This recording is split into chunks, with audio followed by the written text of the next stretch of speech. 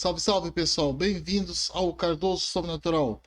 Hoje vamos trazer mais um vídeo intrigante, pessoal. O dia que os americanos e os britânicos tentaram invadir a Amazônia, pessoal. Vamos lá, o vídeo. Peço aqui no canal sobre tudo o que realmente aconteceu na tentativa frustrada de invasão da reserva Raposa Serra do Sol por tropas dos Estados Unidos e da Grã-Bretanha no ano de 1993, invasão essa que foi impedida por uma grande operação do Exército Brasileiro e da Força Aérea Brasileira. Mas pode ir quente, nós estamos fervendo, pessoal. Essa operação foi disfarçada de treinamento para não criar o pânico entre a população. As fontes dessa história estão na descrição do vídeo, onde inclusive os americanos se defendem da acusação de invasão. Essa história é vão negar sempre, né, pessoal? Vão negar. Coberta de controvérsias e peço para que o telespectador do canal tire as suas próprias conclusões sobre os fatos narrados. Isso aí, deixa o like, pessoal, e deixa o seu comentário logo abaixo, tá? Em janeiro do ano de 1993, Bill Clinton, do Partido Democrata, assume a presidência dos Estados Unidos. Seu vice-presidente era Al Gore, que tinha a fama de ser um ambientalista fanático, tendo inclusive afirmado que a Amazônia não pertence somente aos brasileiros. O vice-presidente americano passa então a liderar um movimento na ONU com o apoio de diversos governos europeus, com o objetivo de pressionar o então presidente do Brasil. Derrubaram tudo que eles tinham lá para derrubar, agora que eles vêm tirar o que é nosso. Vem quente, nós estamos fervendo. Brasil, Itamar Franco, a demarcar e homologar a reserva indígena Raposa Serra do Sol, situada no estado de Roraima. O estado possui fronteiras terrestres com a Guiana, sendo essa região muito rica em pedras preciosas, além de possuir a maior reserva de nióbio do mundo. País vizinho nosso contra nós, não é, pessoal? Mas estão agitando um probleminha bem grave com a Venezuela, eles, agora.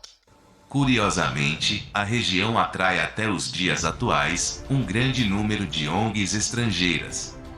O grande interesse internacional na região era conseguir o reconhecimento do governo brasileiro de uma nação indígena naquelas terras, o que facilitaria os planos estrangeiros de criar uma região indígena autônoma, independente do Brasil, o que facilitaria a negociação da exploração das riquezas naturais do subsolo, diretamente com a nova nação criada. As pressões internacionais à época, para a demarcação da reserva Raposa Serra do Sol vinham de todos os lados, na certeza de que o presidente Itamar Franco assinaria o decreto. Em seguida, a ONU, atendendo aos insistentes pedidos dos povos indígenas de Roraima, determinaria a criação de um enclave indígena sob a sua tutela, e aí nasceria a primeira nação indígena do mundo. Aquelas tropas americanas e inglesas eram para garantir militarmente a tomada de posse da área e a nova nação. Até a capital já estava escolhida, seria a Maloca da Raposa Serra do Sol, que estava estrategicamente localizada na margem da rodovia, que corta toda a região de leste para oeste, e divide geográfica e perfeitamente a região das serras, dos lavrados roraimenses, que são os campos naturais e cerrados. No dia 8 de setembro de 1993, por volta das 17 horas, um piloto civil brasileiro, que trabalhava para uma empresa chamada Bolsa de Diamantes, que quinzenalmente enviava compradores de pedras preciosas para o município de Uiramutã e vizinhanças, na fronteira com a Guiana, encontrou a população da cidade, numa agitação incomum, literalmente aterrorizada. Sim. Dizia-se por toda parte que Uiramutã ia ser invadida, que havia muitos soldados americanos já vindo em direção à localidade. Enquanto isso, a embaixada brasileira em Georgetown, na capital da Guiana, informou ao governo brasileiro que 2 navios Isso que é importante, a gente tem embaixada, pessoal, em todo mundo, pessoal, entendeu? Navios de guerra, de bandeira americana e britânica, atracaram no porto da cidade, e que helicópteros de transporte de tropas estavam realizando sucessivos voos em direção ao continente, não conseguindo a embaixada brasileira informar qual o destino e o objetivo das missões. No automaticamente já deixa toda a Força Armada Brasileira em estado de alerta, né, pessoal?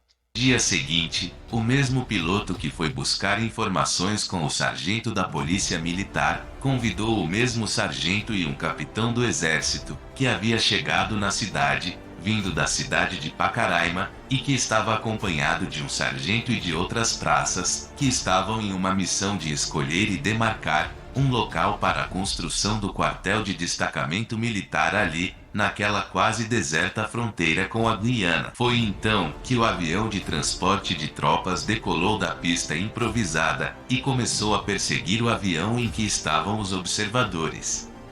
Eles então viram na porta lateral do avião um soldado com um fuzil na mão.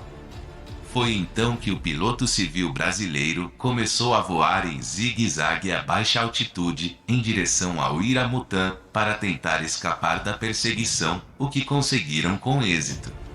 Quer dizer, invadiram o nosso território, tentaram abater uma aeronave dentro do nosso território, tá? Entendeu?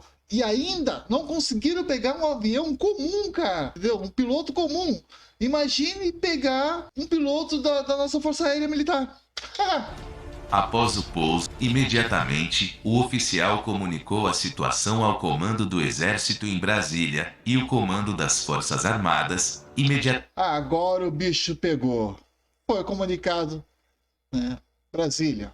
imediatamente dá início a uma gigantesca operação de resposta. A operação deveria aparentar ser apenas um exercício de treinamento militar para evitar um possível incidente diplomático e o pânico na população.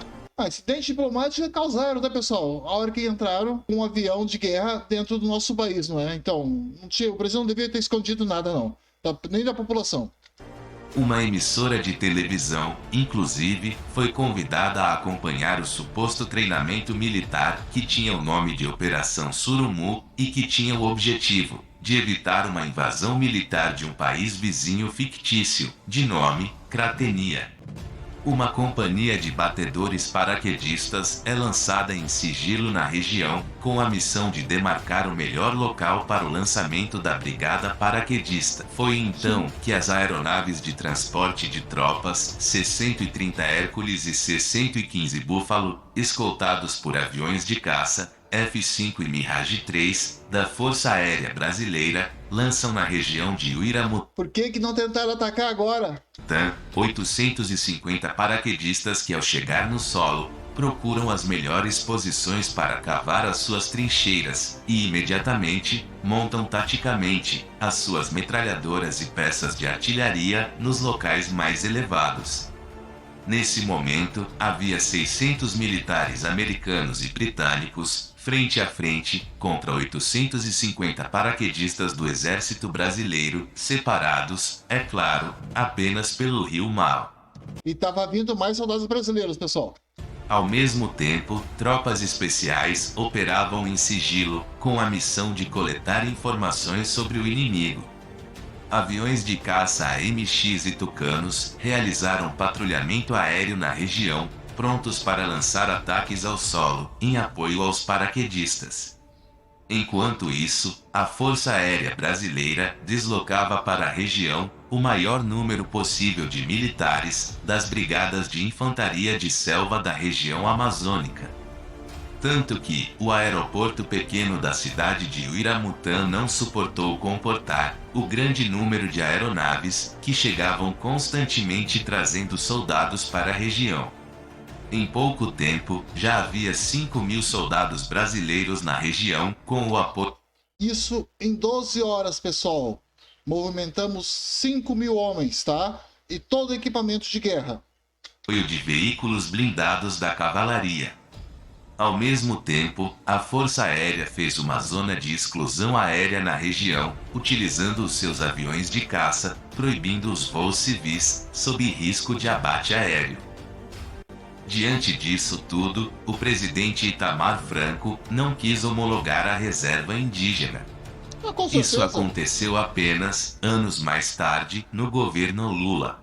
Após tamanha demonstração de força, os americanos perceberam que uma tentativa de tomada daquele território seria um desastre, que causaria a morte de muitos soldados americanos, e que poderia iniciar uma nova guerra do Vietnã na região. Um país chamado Cratênia.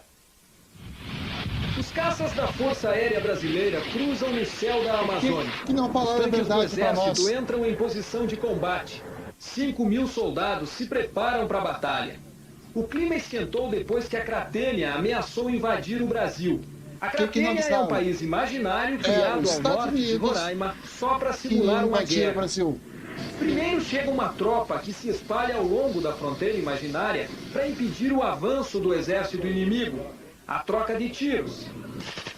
Tudo de festim. A Companhia de Aviação do Exército manda helicópteros cheios de soldados para invadir o território ocupado. Os soldados brasileiros desceram no meio de duas tropas inimigas, uma que está mais atrás na retaguarda e a outra que está na linha de frente, perto da fronteira. O objetivo é impedir a comunicação entre elas. É mais ou menos o que fizeram os aliados na Guerra do Golfo Pérsico, obrigando as tropas de Saddam Hussein a se entregar por falta de comida. Os helicópteros dão apoio aos soldados brasileiros que avançam contra o inimigo. Pessoal, isso aconteceu de verdade, tá, pessoal? E o governo brasileiro escondeu de nós, tá? Deviam ter invadido, porque eles iam ver o que era bom pra tosse, porque o povo brasileiro não gosta de ver seus filhos morrendo em guerra não, viu, pessoal? Por isso que nós somos um país pacífico. Bom, pessoal, fiquem com Deus. Até o próximo vídeo, se assim Deus quiser.